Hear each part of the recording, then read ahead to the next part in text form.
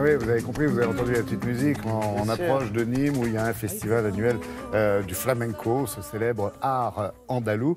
Et c'est pour ça, justement, ça va vous intéresser, Laurence, qu'on a intérêt à se tenir droit ce matin devant votre téléviseur. Mais oui, parce que vous savez, vous avez complètement raison, Laurent. Avant, j'étais complètement voûtée. Je rampais jusqu'à Nîmes. Et là, je vous ai vu ramper. Je tombe nez à nez avec le flamenco. Et je me dis, mais qu'est-ce que c'est que cette posture magnifique, le flamenco? Le flamenco habite Nîmes. Vous savez, il y a eu quand même 2 générations d'Espagnols qui sont arrivés à Nîmes. Donc maintenant, le flamenco est nîmois.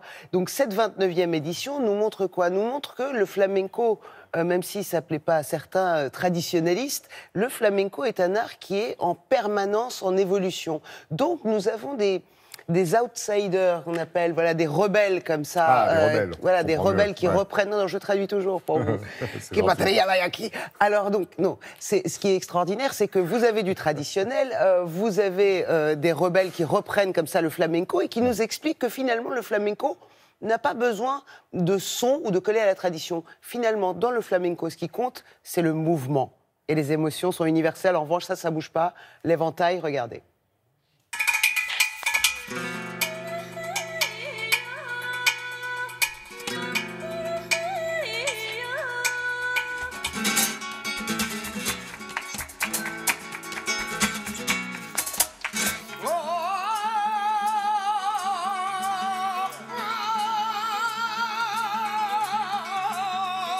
Le flamenco, c'est un art total, puisqu'il traverse à la fois le chant, la guitare, la danse, toutes les émotions, le rire, les larmes, la peine, la douleur.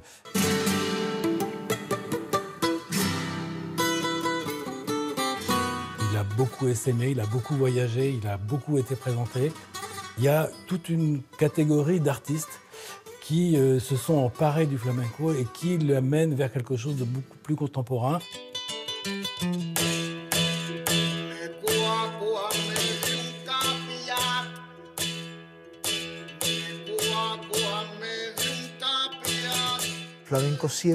Le flamenco a toujours été un art ouvert à l'expérimentation.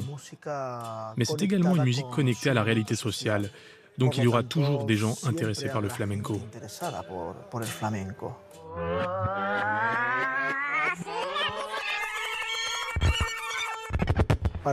Le plus important pour moi, c'est le message que je veux faire passer.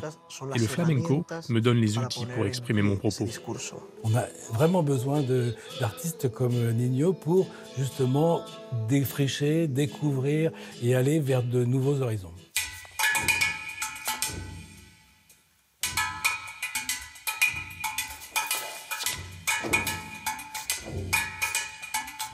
Eva Yerbabuena est une grande danseuse de flamenco qui a fait fusionner 2 cultures qui, a priori, ne sont pas prévues pour se mélanger. C'est la culture traditionnelle japonaise et le flamenco.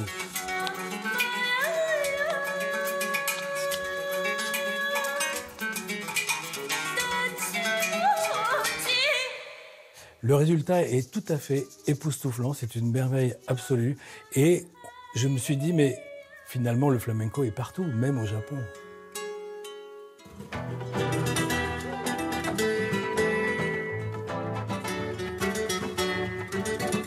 Je trouve cette exposition extrêmement intéressante. Luis Castilla n'a pas souhaité représenter des postures de danse ou de chant ou de guitare, mais simplement attraper des regards, des échanges humains entre ces artistes ou avec ces artistes et avec lui. Le flamenco, c'est devenu tellement partagé qu'aujourd'hui, c'est presque notre culture locale. Voilà, c'est devenu ça. C'est un merveilleux exemple d'intégration et de partage.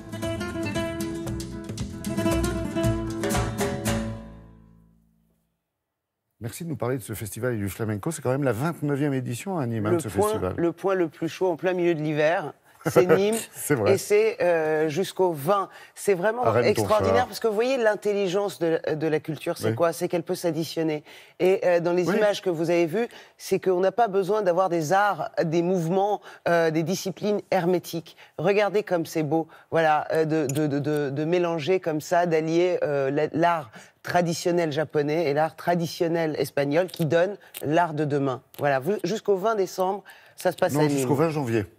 20 janvier, bien sûr. Voilà. Décembre, c'est fini déjà? Ouais, ne me dites pas qu'on est déjà en 2019. Bonne année. C'est le quart d'heure de l'info avec Sarah Doraghi, voilà.